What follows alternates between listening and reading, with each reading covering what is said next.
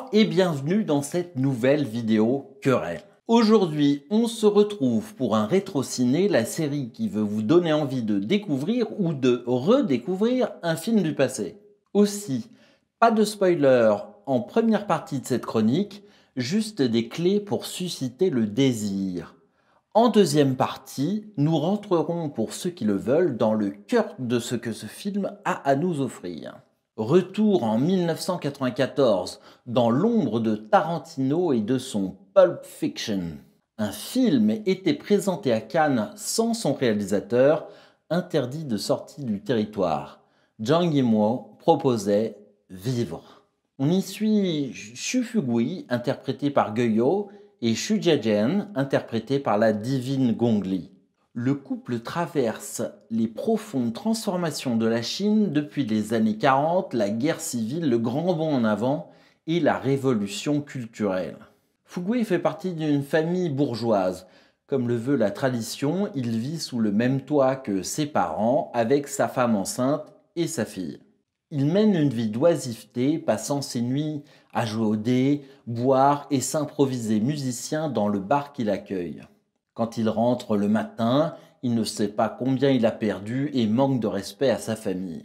Il ignore que les années et les événements à venir vont lui apprendre l'humilité avec une cruauté incroyable. Impossible de en dire plus sur l'histoire sans gâcher votre expérience. J'y reviendrai donc plus loin. Dans ce film, Zhang Yimou est à son firmament. Il maîtrise son art et est encore fougueux et inconscient des dangers auxquels il s'expose en peignant sans retenue ce qu'a été la vie du peuple chinois pendant cette période. Aujourd'hui, il n'est plus que l'ombre de lui-même, pas forcément un vendu, mais conscient que les réalités qu'il décrivait alors ne pourront émouvoir ceux qui peuvent réellement changer le chemin tout tracé de la Chine. Dans un classicisme soigné qui lui a été reproché, il compte sans détour les épreuves souvent vaines que ces personnages doivent encaisser. Si fort que le titre est bien le mantra que Fugui et Jiazhen doivent se répéter pour continuer à avancer. Vivre! Point d'exclamation. Vivre malgré la douleur, vivre malgré l'injustice, vivre sans savoir pourquoi. Car dans ce monde-là, tout perd son sens. Ce qui est bien un jour est inacceptable le lendemain. Qui était bien en vue voit sa vie remise en question par le changement des règles du parti ou pour une bagarre entre enfants qui se solde sur le dos des parents. Zhang Yimou ne juge pas nécessairement le communisme, mais plutôt les travers de l'application de préceptes idéologiques sans fondement avec la réalité du quotidien des citoyens. Il rend aussi hommage à ses compatriotes qui ont su faire preuve de résilience comme les Xu. Ils acceptent ce qu'ils ne peuvent pas changer et affrontent les drames de la vie avec une candeur digne. Mais c'est aussi un principe qui nous est étranger en Occident. Avant même l'avènement de Mao Zedong, l'individualisme tel que nous le connaissons en Europe n'avait pas cours en Chine, en tout cas pas avant l'avènement du capitalisme sans foi ni loi, désormais en vigueur dans l'Empire du Milieu. Vivre, c'est un cours d'histoire fascinant qui nous promène dans les routongs des villes chinoises et nous permet de mieux comprendre la force intérieure avec laquelle la Chine a entrepris de conquérir le monde après les années noires. Et pour en parler mieux, je vais devoir revenir sur différents aspects du récit et quelques scènes en particulier. Si vous souhaitez le découvrir sans connaître trop d'éléments de l'intrigue, je vous laisse mettre en pause et revenir après. Au début de Vivre, le démon du jeu qui habite Fugui entraîne sur sa famille un premier grand malheur. Nuit après nuit, il perd auprès de Long R, qui s'est flatté et patiemment dépossédé Fugui de la maison familiale, qu'il a imprudemment misé, ne prêtant pas attention au livre de comptes qui enregistre ses dettes. Le réveil pour le jeune bourgeois est soudain, violent. Il sort d'autant plus de l'insouciance qu'une série de malheurs le rattrape immédiatement. À son retour, penaud à la maison, sa femme le quitte, emmenant avec elle sa fille. Et alors que son père doit signer de son empreinte digitale le transfert de propriété, il meurt de colère et de désespoir. Sans argent, sans logement, il doit s'occuper de sa vieille mère malade. Pour survivre, Fugui se tourne vers ses modestes talents de guitariste pratiqués au cabaret. Il obtient de celui qui l'a berné une boîte avec des marionnettes d'ombre qu'il met à contribution d'une troupe. Il tourne sur les routes et de retour chez lui trouve Jiajian, sa fille Fengxia et un fils, Youqin. Dans la deuxième partie du film, Fugui et sa troupe sont enrôlés de force, comme des millions de Chinois à l'époque, par l'armée du Kuomintang, l'armée de libération faisant la même chose de son côté. Le choix de montrer l'armée de Chiang Kai-shek permet de ménager le parti avec son film, mais devient aussi plus tard un ressort de l'intrigue.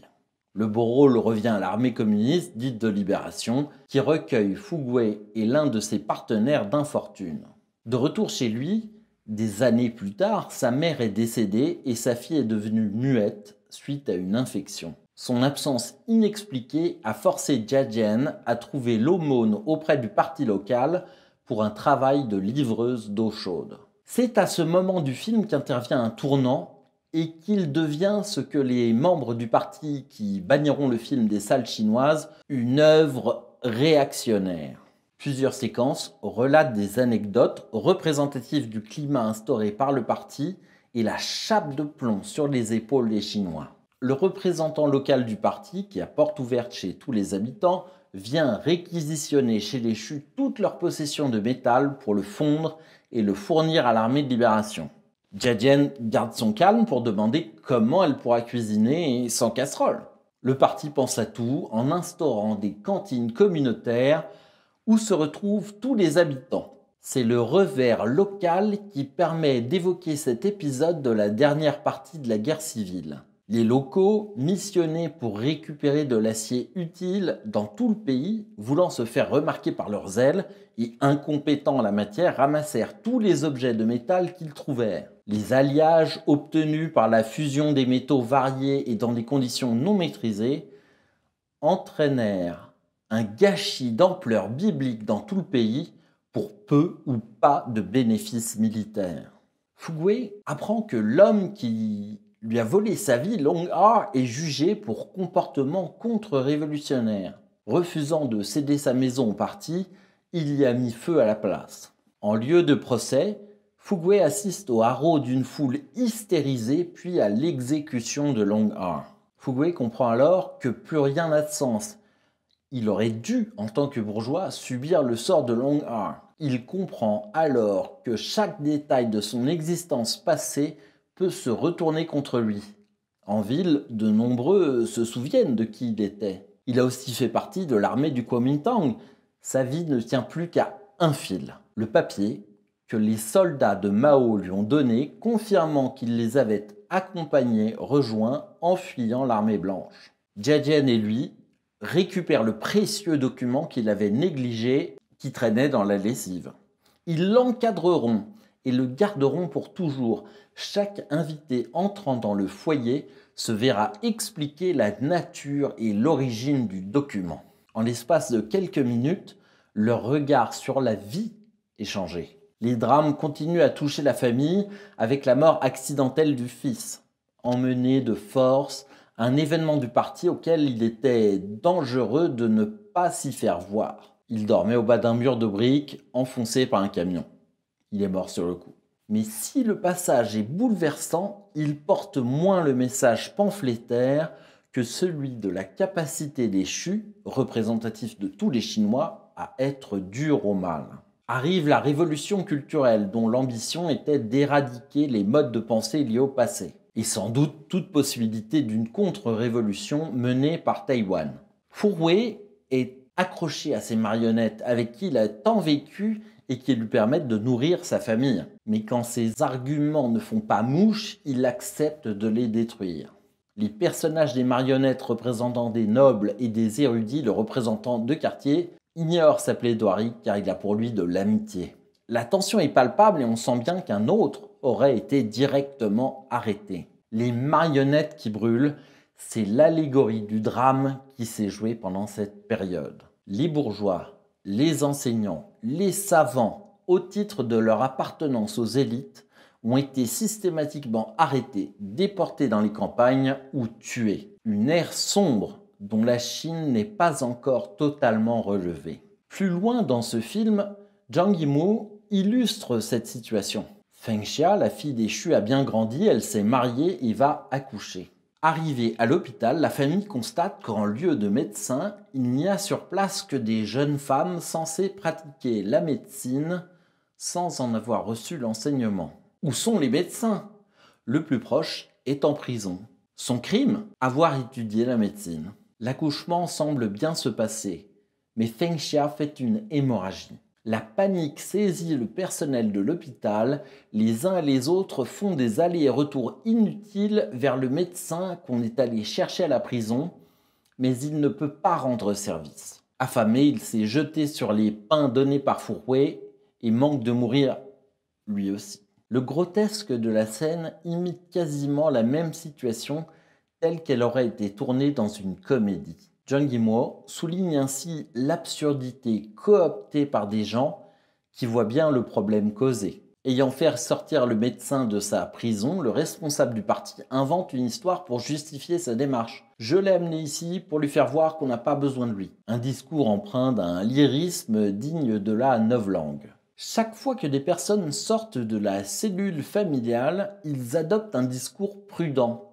reprenant les canons instigés par le parti. Chaque rencontre est une scénette dont tous les acteurs savent que tout est faux, mais sont prêts à tomber sur le premier qui sortira du script. Quand le fils de Fu Hui venge sa sœur victime de harcèlement en raison de son handicap, en renversant un bol de nouilles épicées sur la tête de l'un des jeunes garçons, le père accuse immédiatement devant l'assistance de la cantine communautaire Fu Hui d'avoir fomenté le geste parce qu'il est contre-révolutionnaire. Fu Hui réagit aussi vite, sans gaspiller une goutte de salive en disant la vérité, mais plutôt en corrigeant son fils devant tout le monde. Parler, argumenter devant la meute, cela n'a aucun intérêt quand cette meute sait de toute façon que tout est faux, mais accepte les règles du jeu. Avec cette fessée, Fu Hui joue le destin de sa famille. Un autre axe marquant de Vivre est la façon dont il évoque l'invasion de l'imagerie communiste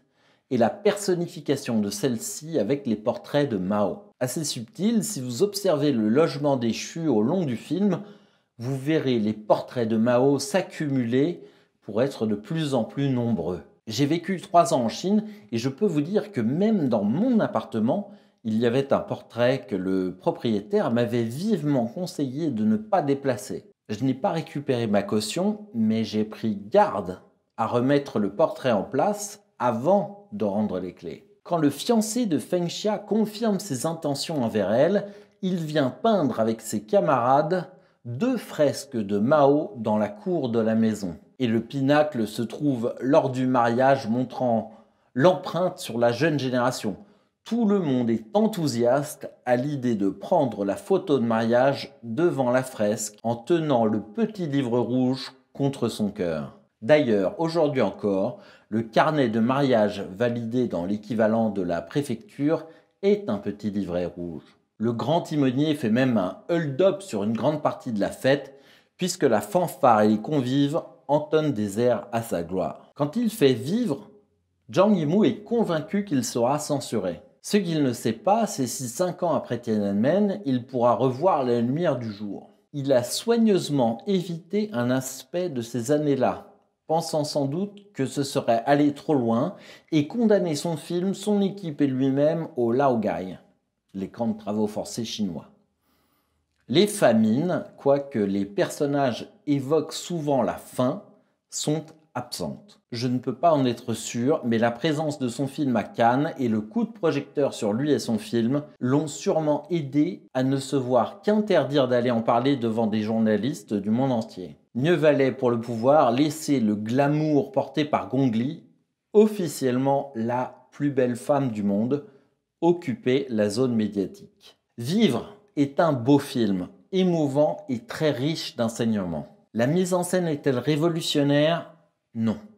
Mais le sujet, le scénario et les interprètes suffisent à en faire un grand film captivant et effrayant. Ce que les gens deviennent et ce qu'ils doivent accepter quand la folie collective s'empare d'eux est odieux. Ne serait-ce que pour mettre les choses en perspective et pour passer un moment intense et plein d'humanité, foncez voir ou revoir Vivre de Zhang Yimou, un cinéaste qui depuis s'est perdu dans des histoires sans intérêt et pleines de gloubi-boulga numériques. Mais qu'est-ce qui t'est arrivé, Yimou? Voilà, cette vidéo se termine. Merci de l'avoir suivi. Si vous n'êtes pas abonné, je vous invite à le faire, mais le plus important, c'est de partager cette vidéo ou la chaîne autour de vous. Je vous retrouve avec mon camarade Ed Wood très prochainement dans de nouvelles vidéos. Portez-vous bien et que la force soit avec vous. Ciao!